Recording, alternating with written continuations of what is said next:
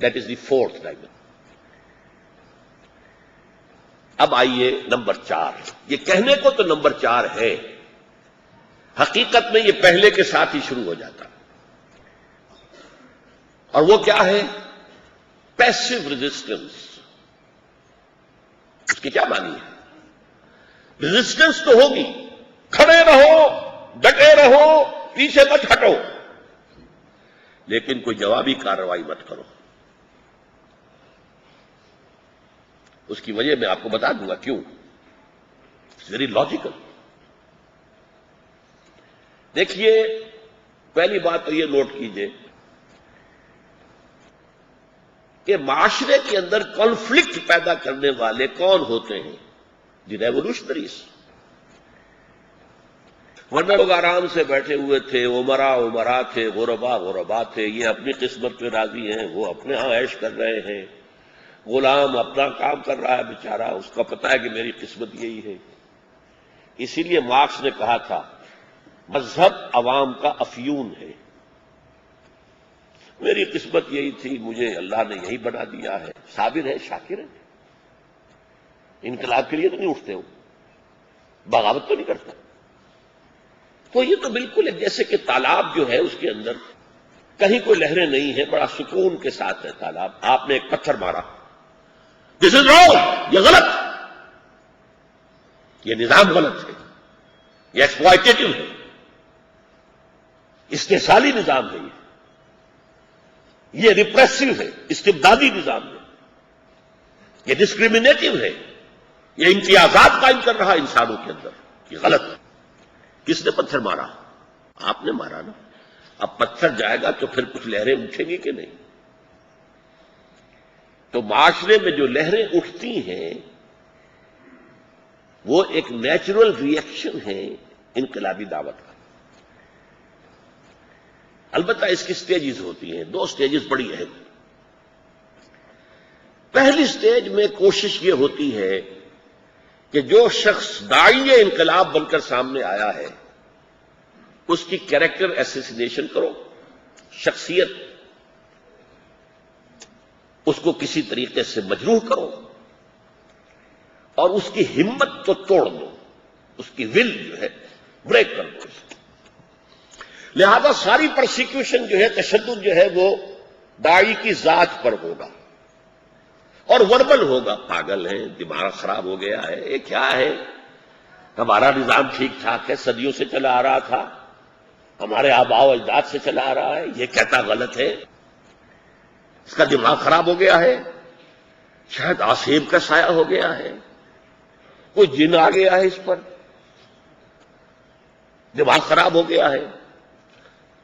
تو سپریس دی ول، ان کی قوت ارادی کو کل کر دیا.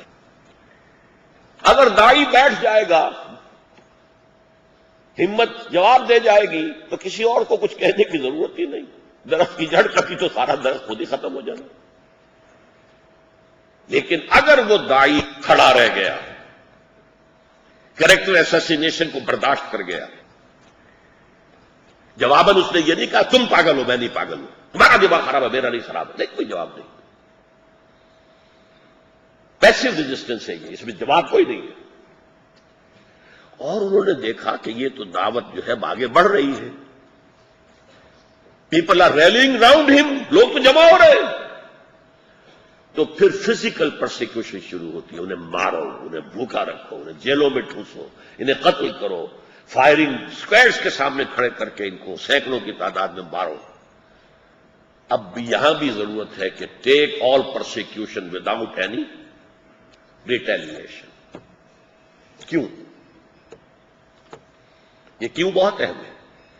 میں جو کچھ بول رہا ہوں مجھے بار بار یاد آ رہا ہے ڈاکٹر راجرز.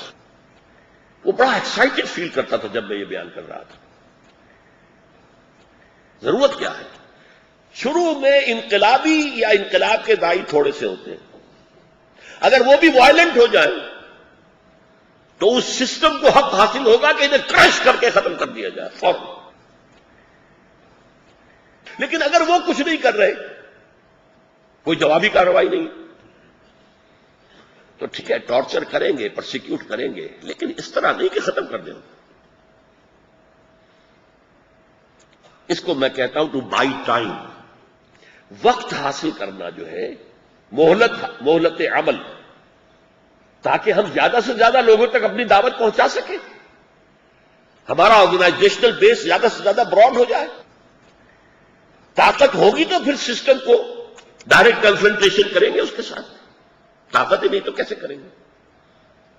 لیکن طاقت حاصل کرنے کے لیے we have to buy time, ہمیں وقت چاہیے، مہلت چاہیے۔ لہذا take all persecution without any retaliation, no raising of hands even in self defence, اپنے تحفظ کے لیے بھی ہاتھ مت اٹھاؤ۔ اور اس کا جو ایک نہایت اہم نتیجہ نکلتا ہے، اب وہ کیا ہے؟ دیکھیے، معاشرے میں چودھری لوگ بھی ہیں، سردار بھی ہیں، سرمایہ دار بھی ہیں، عوام بھی تو ہیں۔ وہ چودھری، وہ سردار، وہ تعلق دار، وہ جاگیردار، وہ تو سمجھ رہے کہ یہ ہمارے خلاف انقلاب ہے، عوام تو نہیں سمجھ رہے، لیکن ان میں ہمت نہیں ہوتی کھڑے ہونے کی۔ وہ دمب ہوتے ہیں، بول نہیں سکتے۔ اسی کو ہم کہتے ہیں silent majority.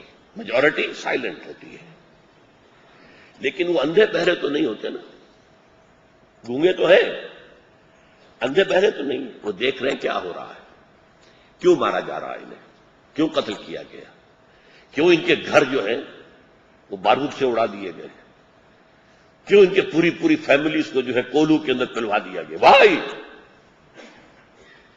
What's the crime? انہوں نے چوری کی ہے، ڈاکہ ڈالا، what? Nothing. They believe in this ideology and that's all. They want to put an end to exploitation, discrimination and suppression. اب اس کا کیا نتیجہ نکلے گا؟ اندر ہی اندر عوام کی ہمدردیاں ان انقلابیوں کے ساتھ ہو جائیں گی۔ اگر وہ بھی جوابی کارروائی کریں تو پھر تو کوئی بات نہیں، ٹھیک ہے، دو طرفہ معاملہ ہے، انہوں نے مارا، اس نے بھی مار لیا، بات ختم ہو گئی۔ یہ تو کچھ نہیں کر رہے، یہ تو کسی کو نقصان نہیں پہنچا رہے، نہ زبان سے نہ ہاتھ سے۔ تو ہمدردیاں جو ہیں عوام کی، سائلنٹ میجورٹی کی، چاہے ان کے اندر ہمت نہیں ہے کہ وہ کھڑے ہو کر کہہ سکیں کہ غلط کام کر رہے ہو تم، کیوں مار رہے ہو ان کو، کیوں تکلیفیں دے رہے ہیں ان کو، کیوں قتل کر رہے ہیں ان کو، نہیں، they don't have the courage. But within their own hearts وہ محسوس کرتے ہیں کہ واقعی ظلم ہو رہا ہے۔ اس سے اندر ہی اندر ہمدردیاں انقلابیوں کے ساتھ ہیں۔ اور مجھے وہ مصرع یاد آ رہا ہے، جو دلوں کو فتح کر لے وہی فاتح زمانہ۔ جنہوں نے دلوں کو فتح کر لیا پھر آخر کا فاتح زمانہ وہی ہوگی۔ یہ چوتھا جو ہے، اب یہ میں نے آپ سے کہا تھا، یہ گنتی میں تو چوتھا ہے، پہلا، دوسرا، تیسرا، چوتھا، لیکن شروع تو پہلے سے ہو گیا، پہلے دن سے ہو گیا۔ اس کے بعد پانچواں جو سٹیپ ہے وہ ہے active resistance. Come in the field and challenge the system, confront it, shifting from the fourth to the fifth. یہ انتہائی نازک فیصلے کا وقت ہے۔ قیادت کی ذہانت کا ثبوت یہی ہوگا۔ اگر ابھی تیاری پوری نہیں ہے اور آپ نے اقدام کر دیا تو آپ ختم ہو جائیں گے۔ دوسری طرف یہ بھی ہے، تیاری پوری ہے اور موقع بھی ہے اور آپ نے موقع کھو دیا تو بھی یو ہیو مس دی بس، گیا موقع۔ It goes both ways. اگر آپ نے موقع گوا دیا تب بھی آپ ناکام، اور اگر آپ نے قبل از وقت اقدام کر دیا تب بھی آپ ناکام۔ تو switching over from the passive to the active resistance is the most crucial decision to be taken by the leadership of the party. جب یہ محسوس ہو کہ اب ہماری تعداد کافی ہے، کافی کا مطلب مختلف ہوگا، کوئی ایک ملک چھوٹا سا ہے، 1 کروڑ کی آبادی ہے، تو شاید 50,000 آدمی بھی ایسے تیار ہو جائے تو کافی ہو جائیں۔ ایک کی 15 کروڑ کی آبادی ہے تو 3-4 لاکھ آدمی تو ہو، تو تعداد کافی کہہ رہا ہوں میں، کوئی فکس نہیں ہے یہ۔ نمبر 2 یہ کہ اب ان کے اندر ڈسپلن کی پوری پابندی ہو گئی ہے، لسننگ اینڈ اوبیئنگ۔ انہیں حکم دیا جائے گا تو موو کریں گے، اور جب کہا جائے گا رک جاؤ تو رک جائیں گے۔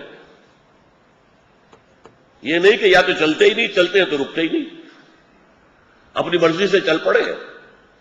جیسے ہوا تھا مالاکنڈ میں جو تحریک شریعت چلی تھی ملا صوفی محمد صاحب کی، انہوں نے حکم نہیں دیا تھا، گولیاں شروع ہو گئی، ان کا کوئی حکم نہیں تھا۔ پھر وہ جا کر جو مورچے بنا لیے تھے ان کے فالوورز نے پہاڑوں کے اوپر، جہاں جا کے کہہ رہے ہیں خدا کے لیے اترو، مت کرو یہ، انہوں نے کہا مولوی بک گیا یہ۔ تو یہ جماعت نہیں تھی، ڈسپلن نہیں تھا، موب تھا جو ایک جذباتی اپیل کے اوپر آگے آ گیا تھا۔ جب تک organisation, discipline, listen and obey نہ ہو۔ نمبر 3 یہ تیار ہے ہر چیز سیکریفائس کرنے کے لیے، including their life, they are ready. یہ 4 شرطیں پوری ہو جائیں، تعداد کافی ہو، ڈسپلنڈ ہو، اور کمٹمنٹ ہو کہ اپنی ہر شے قربان کرنے کو تیار ہو۔ 3 شرطیں پوری ہو جائیں، then the movement will switch over from passive resistance to active resistance۔ Active resistance کا مطلب کیا ہے وہ بھی سمجھ لیجیے، اور وہ بھی میں باہر سے مثالیں دوں گا، کہیں ابھی حضور کی شخصیت سے کوئی مثال نہیں دے رہا ہوں۔ خاکہ آپ بالکل سیکولر ٹرمز کے اندر اپنے ذہن میں جما لیں، پھر اس میں رنگ بھریں گے ہم۔ لیکن دعویٰ میرا یہ، everything source is the سیرا آف دی پروفٹ، میرے پاس کوئی اور ذریعہ نہیں۔ ایک دفعہ جدے میں مجھے ایک صاحب نے کتاب دی، دی میکینکس آف ریولوشن، اس قدر خوش ہوا میں کہ مجھے میرے موضوع کی کتاب کچھ بھی نہیں تھا اس میں۔ میکینکس آف ریولوشن تو مجھے ملا ہے سیرت محمدی میں صلی اللہ علیہ وسلم۔ ایکٹیو ریزسٹنس کیا ہے؟ آپ نظام کی کسی دکھتی رگ کو چھیڑیں، آپ نے براہ راست ابھی کوئی چیلنج نہیں کیا ہے، کوئی الٹیمیٹم نہیں دیا، چھوڑا ہے، دیکھا ہے ذرا۔ مثال کے طور پر گاندھی نے پہلا کام کیا کیا تھا؟ Non violent naan cooperation. ہم تشدد نہیں کریں گے، مار دھاڑ نہیں کریں گے، کچھ نہیں کریں گے، لیکن ہم انگلینڈ کے ملوں کا بنا ہوا کپڑا استعمال نہیں کریں گے۔ ہم تو اپنا چرخہ چلائیں گے، کاٹیں گے اس کے اوپر سوت۔ چرخے کو انہوں نے اپنا قومی نشان قرار دے دیا۔ تو غور تو کیجیے، 20ویں صدی میں ایک قوم اور اس کی ایک جماعت چرخے کو اپنا نشان قرار دے رہی۔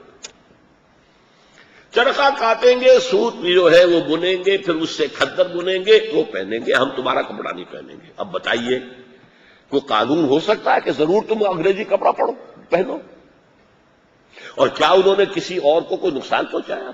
کسی کی جان اور مال کو نقصان نہیں، لیکن کھلبلی مچ گئی، مانچسٹر کی ملیں بند ہونے لگی۔ اتنی بڑی مارکیٹ انڈیا جہاں کھپت ہوتی تھی کپڑے کی، لٹھا چلا آ رہا ہے، گرم کپڑا چلا آ رہا ہے، ململ چلی آ رہی ہے، وہ سب پہن رہے ہیں بڑے عیش کے ساتھ، اور اب وہ کھادی ہے، کھادی چل رہی ہے، ہم نہیں خریدیں گے۔ یہ پہلا سٹیپ تھا ایکٹیو ریزسٹنس کا، کہ انگریزوں کو پتا چل گیا کہ ہے اب کچھ ہونے والا ہے۔ Second step, non violent civil disobedience. کوئی تشدد نہیں کریں گے، کوئی توڑ پھوڑ نہیں کریں گے، کوئی مار دھاڑ نہیں کریں گے، لیکن قانون توڑیں گے۔ اور قانون بھی کیسا؟ بڑا ہی معصوم قانون۔ پرماتما کا سمندر ہے، پرماتما نے اس میں نمک پیدا کر دیا ہے، ہم پرماتما کے سمندر سے، پرماتما کے پانی سے نمک نکالنے جا رہے ہیں۔ ہم نے تو کسی کو کچھ نہیں کہا، لیکن اس کا مطلب کیا ہے؟ اس پر ایکسائز ڈیوٹی تھی۔ It means you have threatened the taxation policy of British India. آپ نے برطانوی حکومت کی ٹیکس کی پالیسی کو چیلنج کر دیا۔ اب لاٹھیاں پڑی، سر پھٹے، بڑے بڑے لیڈروں کے سر پھٹے، بڑے پیمانے پر جیلیں جو ہے بھری گئی. یہ ایکٹیو ریزسٹنس تھی کہ جو کی ہے گاندھی نے. اس ایکٹیو ریزسٹنس کے بعد پھر مرحلہ چھٹا اور آخری آ جاتا ہے. That is the direct clash, تصادم، نظام اور اس کے محافظوں کے ساتھ آپ کا تصادم، فزیکل تصادم. کیونکہ جب آپ نے ایکٹیو شروع کر دی ہے ریزسٹنس، تو اب گویا کہ آپ نے ڈائریکٹلی چیلنج کر دیا پورے سسٹم کو. Now the system will come over you with the full strength. کچل دو انہیں، مار دو ان کو، ختم کر دو. And now it will be the test. اگر آپ نے تیاری ٹھیک کی تھی، تربیت صحیح کی تھی، تنظیم صحیح کی تھی، اور صحیح وقت پر یہ فیصلہ کیا تھا، آپ کامیاب ہو جائیں گے. اگر آپ نے تیاری کے بغیر ہی اقدام کر دیا تھا، ابھی نہ آپ کے پاس تعداد اتنی موجود تھی، نہ ابھی ان کی تربیت تھی، نہ وہ لسن اینڈ اوبے کے عادی تھے، اور آپ نے جو ہے پنگا لے لیا، تو ظاہر بات ہے کہ اس کا نتیجہ یہ ہوگا کہ آپ ناکام ہو جائیں گے. اس فائنل سٹیپ کے آنے کے بعد کوئی درمیانی بات نہیں ہے، یا تخت یا تختہ. Either the revolutionaries will be eliminated, exterminated, ختم ہو جائے، اور the system will change. یہ جو تصادم ہے، یہ میں بعد میں عرض کروں گا کہ یہ کئی شکلوں میں ہو سکتا ہے. تصادم ہوگا وہ پورا فزیکل، اس کی شکلیں کیا کیا ہو سکتی ہیں وہ میں بعد میں بیان کروں گا. لیکن یہ آخری سٹیج ہے تصادم. علامہ اقبال نے، میں نے اب تک جو کچھ کہا ہے اس کو اگر ایک شعری انداز میں آپ سمجھنا چاہیں، تھوڑی سی فارسی ہے، اور میں جب بھی یہ شعر سناتا ہوں تو یہ کہے بغیر نہیں رہتا کہ کچھ اندازہ نہیں ہے یہ اللہ کا بندہ اقبال نام کا جو گزرا ہے ہمارے ہاں دفن ہے لاہور میں، یہ کبھی کبھی کس روحانی مقام پر ہوتا تھا. اللہ سے ہم اپنا مکالمہ بیان کر رہا ہے. گفتند جہان ماں آیا بدتومی سازد. اللہ نے مجھ سے کہا ہے اقبال، میں نے تمہیں اپنی جس دنیا میں بھیجا ہے وہ تمہارے ساتھ سازگار ہے، تمہیں پسند ہے؟ گفتم کے نمی سازد، میں نے کہا نہیں مجھے پسند نہیں. یہاں ظلم ہے، یہاں غریب پس رہا ہے، یہاں مزدور کے رگوں کے خون کی سرخی سے شراب کشید کر کے سرمایہ دار پیتا ہے. کیا اقبال کے اشعار ہے. خواجہ از خون رگے مزدور سازد لال ناب. یہ شراب جو بیٹھ کر پی رہے ہوتے ہیں یہ سرمایہ دار اور کارخانے دار، یہ شراب لال پری، یہ مزدور کے خون کے اندر اس کے رگوں میں سے کشید کی ہوئی شراب. خواجہ از خون رگے مزدور سازد لال ناب. از جفائے دہ خدایا کشتے دہقانہ خراب. اور جو جاگیردار ہیں، بڑے زمیندار ہیں، ان کے ظلم و ستم سے دہقان کی کھیتی خراب ہے. دہقان کی کھیتی سے اس کے بچے کو دانا نہیں مل رہا، وہ بھوکا.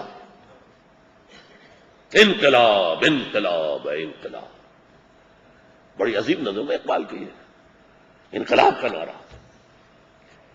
تو اقبال نے کہا گفتم کے نمی سازد، گفتند جہان ماں آیا بے تمی سازد. اللہ نے مجھ سے پوچھا اے اقبال میری دنیا جس میں میں نے تمہیں بھیجا ہے تمہیں پسند ہے؟ گفتم کے نمی سازد، میں نے کہا نہیں پسند نہیں ہے. گفتند کے برہم زن، فرمایا کہ اچھا توڑ دو پھوڑ دو درہم برہم کر دو. تو کیسے کر دو؟ اب دو مصروں کے اندر ہے، پہلے 4 مراحل اور پھر 2 مراحل. پہلے مصرے میں 4 مرحلے ہیں. بانشہ درویشی درساز و دمادم زن دمادم زن دمادم زن. پہلے درویشی کی روش اختیار کرو اور کام کرتے رہو کرتے رہو کرتے رہو. دعوت ہے، تبلیغ ہے، کوئی پاگل کہہ رہا ہے، کوئی گالی دے رہا ہے آپ اسے دعا دے رہے ہیں، یہ درویشی ہے کہ نہیں؟ بدھ مت کے بھکشو بنے ہوئے ہیں، مارا جا رہا تو جواب نہیں دے رہے. با نشہ درویشی درساد و دمادم زن، کیوں پختہ شوی خدرا بر سلطنت جمزن. جب تیار ہو جاؤ، وہ جو میں نے کہا 3 لیولز، تعداد بھی کافی ہے، ٹریننگ بھی صحیح ہو چکی ہے، ڈسپلن کے بھی پابند ہیں، اور ہر شے قربان کرنے کو تیار. 4 چیزیں میں نے 4 کی 3 کر دی تھی، 4 ہی چیزیں. اب اپنے آپ کو ٹکرا دو سلطنت جنگ کے ساتھ. یہ ٹکراؤ، اس کے بغیر انقلاب نہیں آتا، واز سے انقلاب نہیں آتا.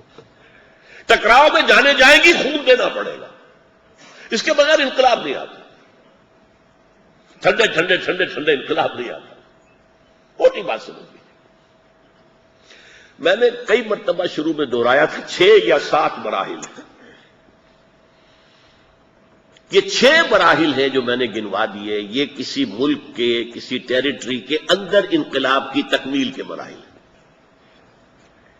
انقلابی نظریہ، اس کی اشاعت، اس کو قبول کرنے والوں کی تنظیم، ان کی تربیت، پیسو ریزسٹنس، ایکٹیو ریزسٹنس، تصادم، اور تصادم کے نتیجے میں یا تخت یا تختہ. ایک 7ویں سٹیج بھی ہے، ٹرو ریولوشن، جو واقعی انقلاب ہو، ایسے نہ آپ انقلاب کہہ دیں اسے. یہ اس کا لٹمس ٹیسٹ ہے. کیمسٹری جنہوں نے پڑھی وہ جانتے ہیں، ریڈ لٹمس، بلو لٹمس پیپر. وہ کیا ہے؟ انقلاب کبھی بھی اپنی جغرافیائی یا قومی یا ملکی یا حکومتی سرحدوں کے اندر محدود نہیں رہتا. کیونکہ انقلاب کی بنیاد کیا ہے؟ انقلابی نظریہ. نظریوں کو بارڈر کراس کرنے میں دیر نہیں لگتی. اسے کوئی پاسپورٹ نہیں چاہیے، اس کو کوئی ویزا نہیں چاہیے. نظریہ زوردار ہے، قوی ہے، مضبوط ہے، مدلل ہے، مبرہن ہے، تو it will possess the people. انقلاب لازماً ایکسپورٹ ہوتا ہے، وہ اپنی حدود میں نہیں رہ سکتا. یہ ٹیسٹ ہے کہ یہ انقلاب تھا کہ نہیں. اس کی میں مثال بعد میں دوں گا آپ کو. لہذا اسے آپ تصدیر الانقلاب بھی کہہ سکتے ہیں. عربی میں تصدیر کہتے ہیں ایکسپورٹ کرنا، اور ایکسپورٹنگ دی ریولوشن بھی کہہ سکتے ہیں انگریزی میں. یہ 7ویں سٹیج ہے. یہ ہے skeleton of the revolutionary process which I have derived, alhamdulillah, from the life and the seerah of the Prophet sallallahu alaihi wasallam. اب آئیے اس میں رنگ بھرے. انقلابی نظریہ اسلام کا کیا ہے، محمد کا کیا ہے؟ ایک لفظ، توحید. لیکن میں ویسے ہی توحید کا لفظ کہتا تو آپ کہتے بس ایک اللہ کو ماننا، کسی کو شریک نہ ماننا، قبروں کو سجدہ نہ کرنا، بس. اور کیا آئے گا؟ توحید. اقبال کہتا ہے زندہ قوت تھی زمانے میں یہ توحید کبھی، اور اب کیا ہے؟ فقط ایک مسئلہ علم کلام. توحید سے بحثیں شروع ہو گئی. وحدت الوجود ہے، وحدت الشہود ہے، توحید وجودی ہے کہ نہیں ہے، کفر ہے کہ حق ہے، ذات و صفات کیا ہے صفات ذات حق، حق سے جدا یا عین ذات، امت مرحوم کی ہے کس عقیدے میں نجات. یہ بحثیں ہو رہی ہیں. یا رسول اللہ کہنا شرک ہو گیا کہ نہیں ہو گیا؟ یہ سب کیا ہے؟ جو کبھی انقلابی نظریہ تھا وہ آج ایک مذہبی بحث و نزاع کا موضوع بن کر رہ گیا. اب اس کے انقلابی جو ہیں، جو نتیجے ہیں، جو میں نے کہا تھا کہ پہلا ٹیسٹ یہ ہے کہ وہ ایگزسٹنگ سسٹم کی جڑوں کے اوپر گرے. سب سے پہلی بات، کوئی انسان حاکم نہیں ہے، نہ کوئی قوم حاکم ہے. لا حاکم الا اللہ، ان الحکم الا للہ. سروری زیبا فقط اس ذات بے ہمتا کو ہے. حکمراں ہے ایک وہی، باقی متانے آخری. Negation of human sovereignty. کوئی ہیومن ساورنٹی ممکن نہیں ہے، نہ کسی انڈیویجول کی بادشاہت کی شکل میں، نہ کسی قوم کی دوسری قوم پر، جیسے انگریز ہم پر حکمران ہو گیا تھا، اور نہ ہی عوام کی ساورنٹی. شرک ہے، بدترین شرک ہے popular sovereignty. Sovereignty belongs to him. شارع صرف وہ ہے یا اس کے نمائندے کی حیثیت سے رسول ہے. شارع شریعت بنانے والا وہ ہے، قانون ساز وہ ہے. اس سے بڑا کوئی انقلابی نعرہ ہوگا؟ نو ساورنٹی، نو ہیومن ساورنٹی واٹس ایور. سیاسی نظام کی جڑوں پر پڑ گیا کہ نہیں؟ نمبر 2، کوئی شخص کسی شے کا مالک نہیں ہے، نہ انفرادی طور پر نہ قومی طور پر. نگیشن، کمیونزم کی بھی نگیشن، کیپٹلزم کی بھی نگیشن. مالک صرف وہ ہے، لہو ما فی السماوات و ما فی الارض. حاکمیت اس کی، خلافت تمہارے لیے. مالکیت اس کی، امانت تمہارے لیے. ای امانت چند روزہ نزد ماست، در حقیقت مالک ہر شے خداست. میں اپنے جسم کا بھی مالک نہیں ہوں، میرا جسم بھی اللہ کا ہے. انا للہ، اب اللہ کے ہے.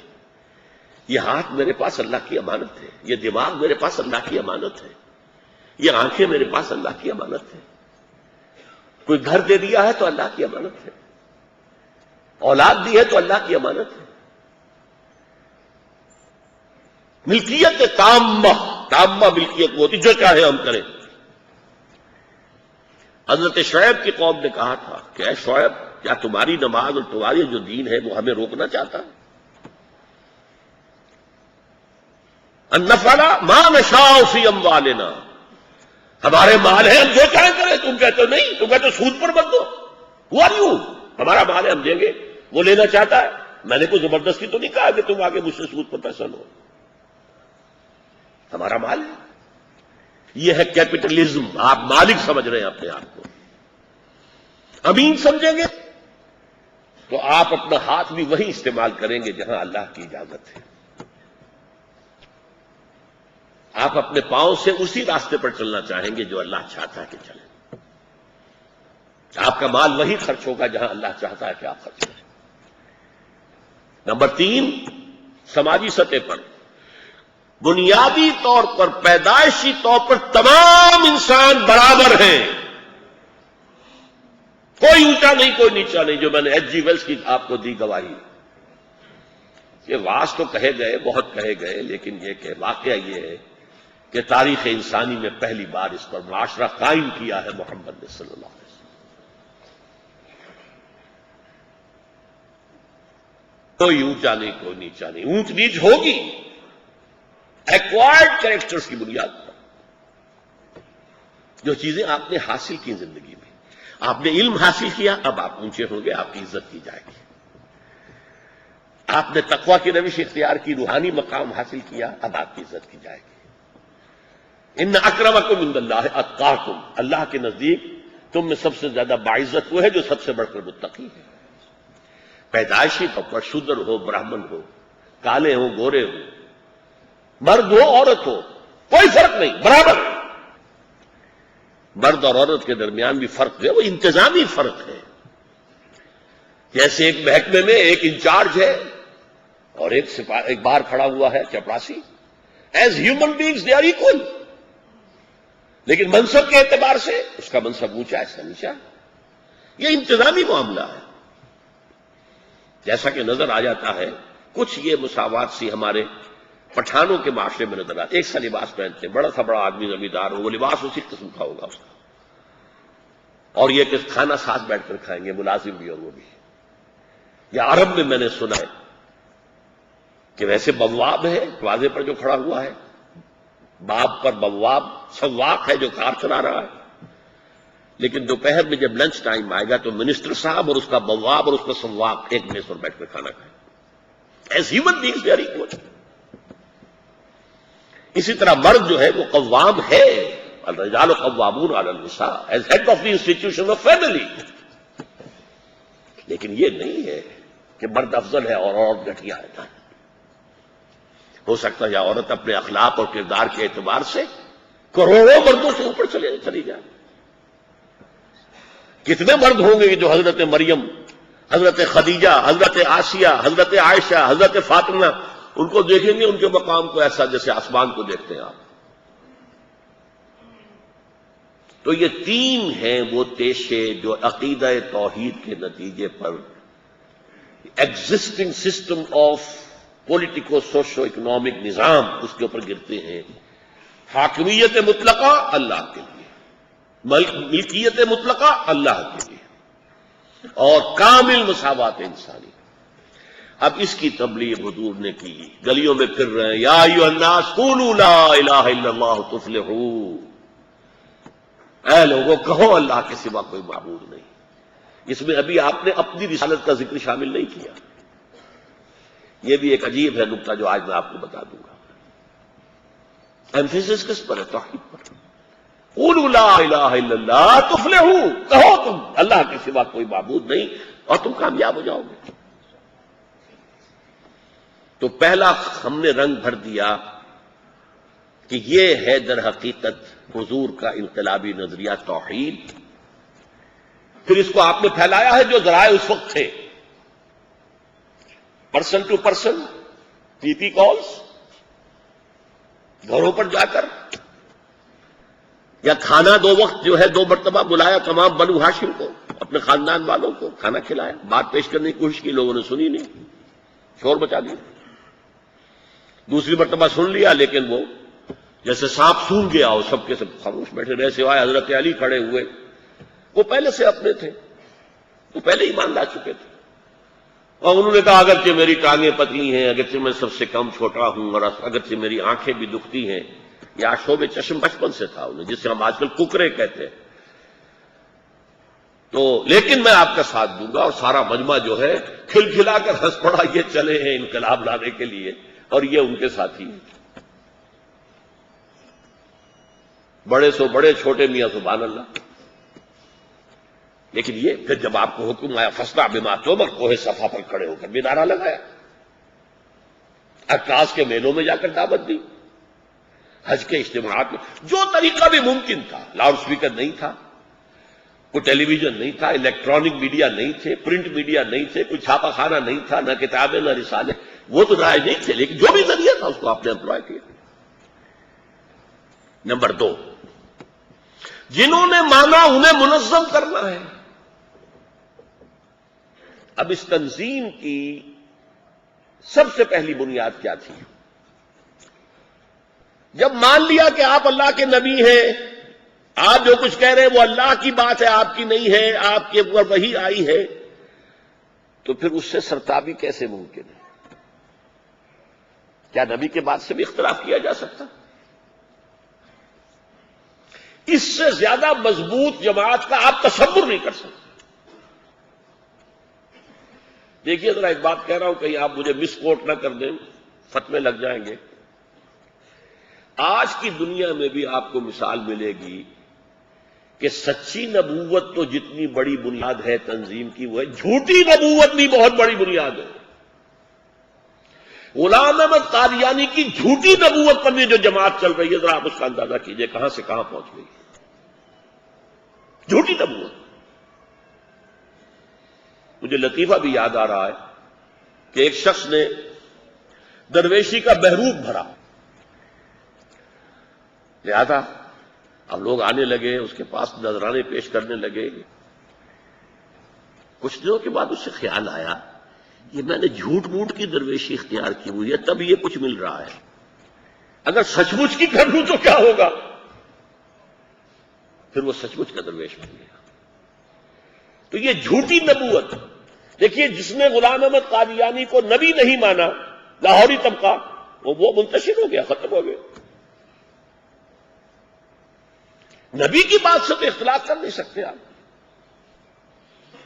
وہ مضبوط ترین جماعت جو دنیا میں ہو سکتی ہے وہ کسی نبوت کے دعوے کی بنیاد پر، تو وہ سچی نبوت اور آخری نبوت محمد رسول اللہ کی، اس کی بنیاد پر جو جماعت بنی، جو اس بچے نے جو آیت پڑھی تھی محمد الرسول اللہ والذین معہ،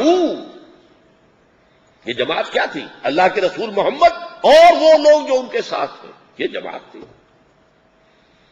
حضور کو کسی نے الیکٹ نہیں کیا تھا جماعت کا صدر، وہ نبی ہونے کی حیثیت سے، داعی ہونے کی حیثیت سے خود بخود امیر ہیں. ان کے ساتھ ہی ان کا کہنا سنتے ہیں، مانتے ہیں. سمعنا واطعنا، ہم نے سنا اور مانا. البتہ حضور نے آئندہ کے لیے ایک مثال قائم کرنے کے لیے، میں ابھی جب وہ نعت سن رہا تھا اس میں ایک مصرع آیا تھا، بہت دور تک ہدایت دینے کے لیے تشریف لائے. میں چونکا، یہ میری گفتگو کی موضوع سے متعلق ہے. حضور کے بعد نبی تو کوئی آئے گا نہیں. آئندہ اگر اسی انقلابی جد و جہد کا مسلمانوں نے آغاز کیا تو اس کی جماعت کیسے بنے گی؟ یہ ریئل پرابلم تھا کہ نہیں؟ لہذا آپ نے بیعت کا سلسلہ شروع کر دیا. آؤ مجھ سے بیعت کرو.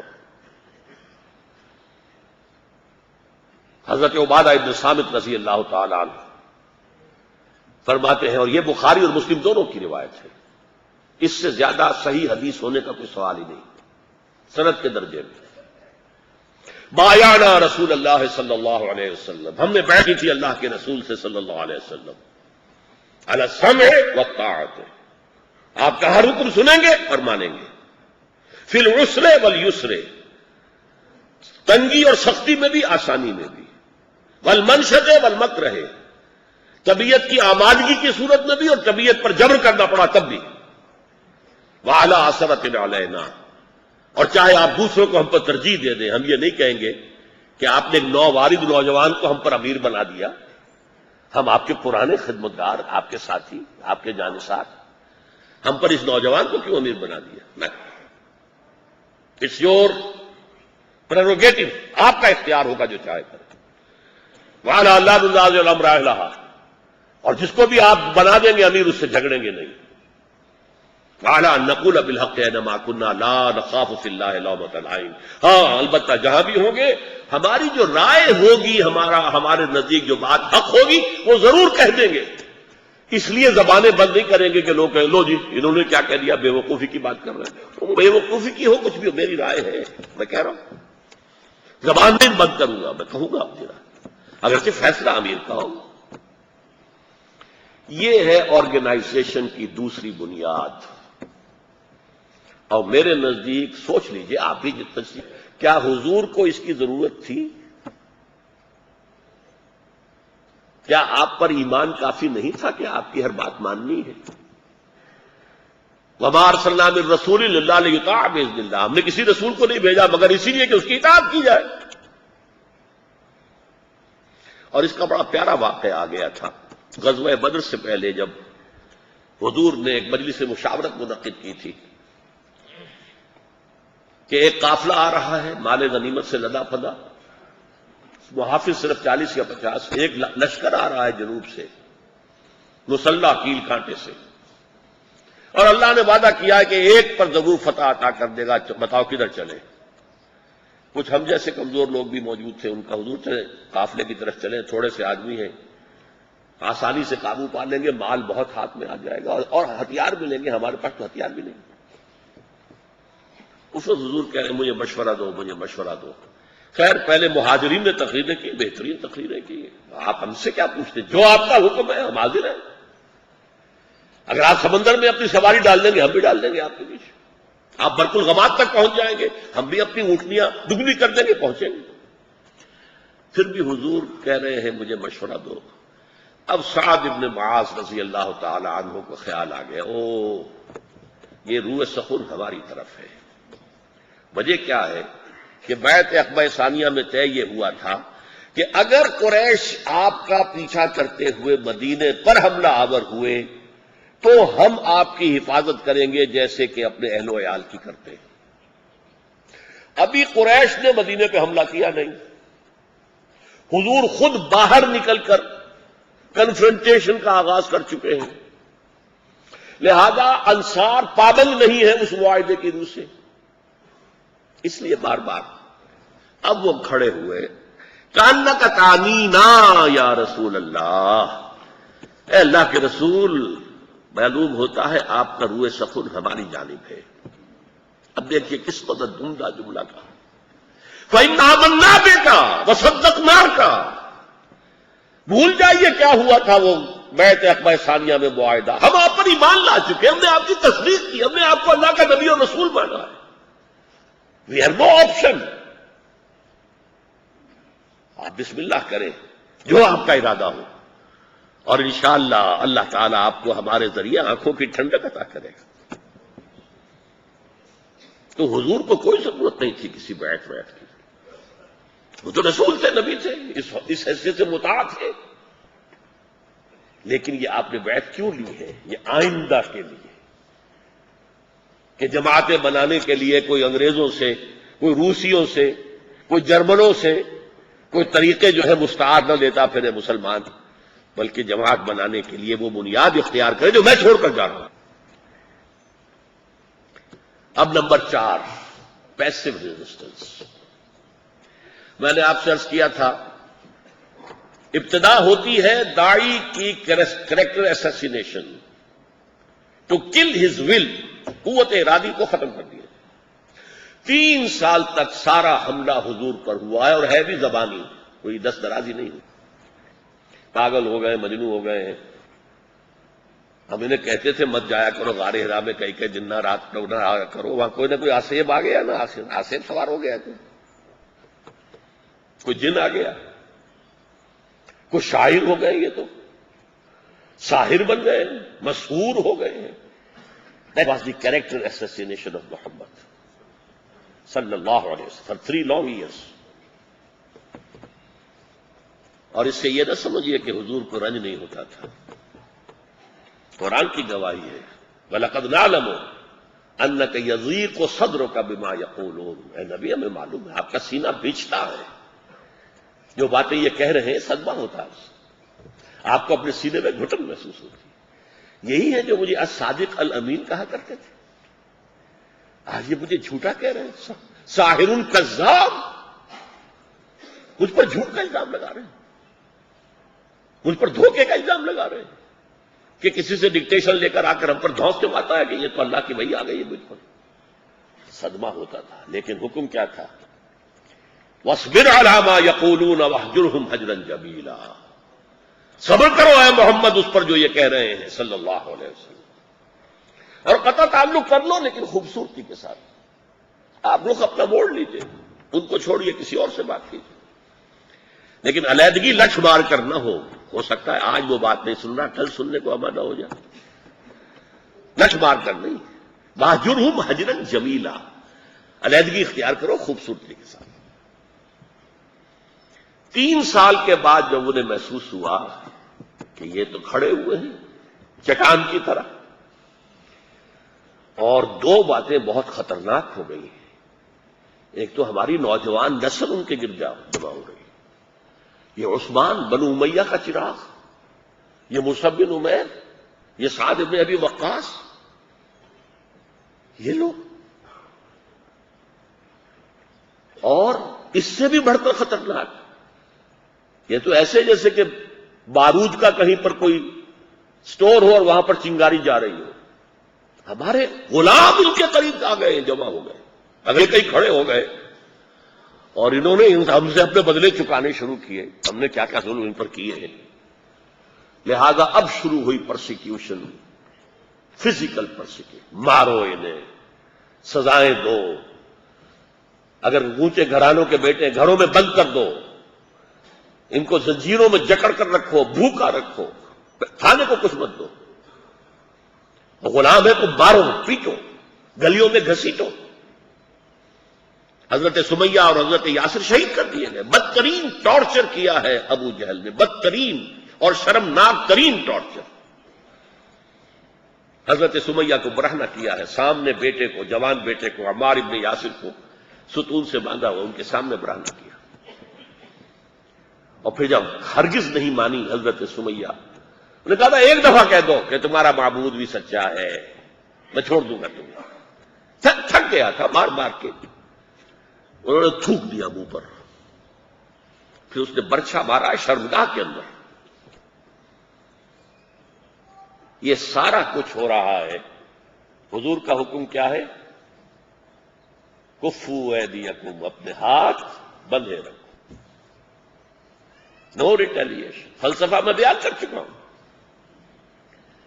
تم ابھی چند ہو، 40-50 ہو، 60 ہو، بس تمہیں کچل کر رکھ دیں گے یہ ایک لہجے کے اندر۔ We have to buy time, ہمیں وقت چاہیے۔ اور نمبر 2، عوام کی ہمدردیاں تو ہمارے ساتھ ہوں گی۔ یہ بلال کی گردن میں رسی ڈال کر جو اس کا آقا جو ہے اس نے چھوکروں کے ہاتھ میں دے دیا ہے کھینچو، جیسے ابھی آج ابو غریب جیل کے اندر دیکھتے ہیں کہ ایک کھڑا ہوا ہے لڑکا، کوئی امریکی یا برطانوی، اور اس نے ایک عراقی جو ہے پرزنر ننگا اس کی گردن کے اندر رسی باندھ کر گھسیٹ رہا ہے۔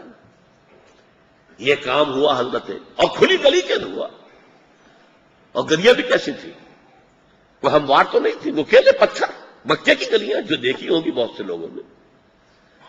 سڑکوں پر تو بہت عمدہ سڑکیں ہیں، لیکن اندر گلیوں میں جائیے تو نکیلے پتھر گھسیٹا جا رہا ہے جیسے کہ جانور کی مردہ لاش۔ لوگ دیکھتے ہیں کیا ہوا، کیا بلال نے کوئی چوری کر لی تھی؟ کیا آقا کی بیٹی کی عزت پر ہاتھ ڈال دیا تھا؟ کیا کیا تھا؟ کچھ نہیں کیا بھائی، صرف یہ ہے کہ وہ کہتا ہے کہ اللہ کے سوا کوئی معبود نہیں اور محمد اللہ کے رسول۔ ناؤ امیجن، ویژولائز، کیا نتیجہ اس کا ہوگا؟ انسانی فطرت ہے نا، ہمدردیاں ان کے ساتھ ہوئی۔ اب یہ پروسیس لمبا ہے، بڑی تاریخ ہے۔ ایک بات نوٹ کر لیجئے، حضور پر کسی نے دست درازی نہیں کی سن 10 تک۔ اس کی وجہ کیا ہے؟ حضور کو اپنے خاندان کی پشت پناہی حاصل تھی۔ بنو ہاشم سب ایمان نہیں لائے، بلکہ ان میں بدترین دشمن بھی تھے حضور کے، ابو لہب، لیکن بنو ہاشم کے سردار تھے ابو طالب، اور وہ حضور کو پروٹیکشن دے رہے تھے۔ قبائلی نظام میں یہ سردار نے جس کو پروٹیکشن دی ہوئی ہے، پورا قبیلہ اس کے پیچھے، لہذا 3 سال کی اگر نظر بندی ہوئی ہے شیب بنی ہاشم میں، تو پورا خاندان بنی ہاشم جو تھا وہ اس میں شریک تھا۔ سب صرف مسلمان نہیں تھے، سب کے سب پورا قبیلہ، کیونکہ وہ چاہتے تھے کہ ابو طالب تم ہٹ جاؤ، ہم نمٹ لیں گے محمد سے صلی اللہ علیہ وسلم۔ انہوں نے ہٹنے سے انکار کر دیا۔ بہرحال البتہ سن 10 کو حضور نے قرار دیا عام الحزن، 10 نبوی، 10 ہجری نہیں، ہجرت تو ابھی ہوئی نہیں، ابھی 3 سال بعد ہوگی ہجرت۔ وہی کے آغاز سے گنیے، پہلا سال، دوسرا سال، تیسرا، چوتھا، پانچواں، یہ نبوی ہے۔ سن 10 نبوی میں حضرت خدیجہ کا انتقال ہو گیا۔ حضرت خدیجہ ایک گھر کے اندر دلجوئی کرنے والی خاتون، بیوی، وفادار، وفاشار، محبت کرنے والی، تو کم سے کم باہر سے جب آتے تھے تھکے ہوئے، طبیعت میں انقباس بھی ہے، آج فلاں شخص نے پاگل کہہ دیا، آج فلاں نے کہہ دیا، تو گھر میں ایک دلجوئی کرنے والی تو تھی نا، وہ بھی اللہ نے اٹھا لی۔ ابو طالب خاندانی طور پر ساتھ دے رہے تھے، انہیں بھی اٹھا لیا۔ اس کو کہا آپ نے عام الحزن، یہ ہمارے غم کا سال ہے۔ اسی اب جو فیصلہ ہو گیا، اس لیے کہ ابو طالب ہٹ گیا تو وہ تو ساری پروٹیکشن ختم۔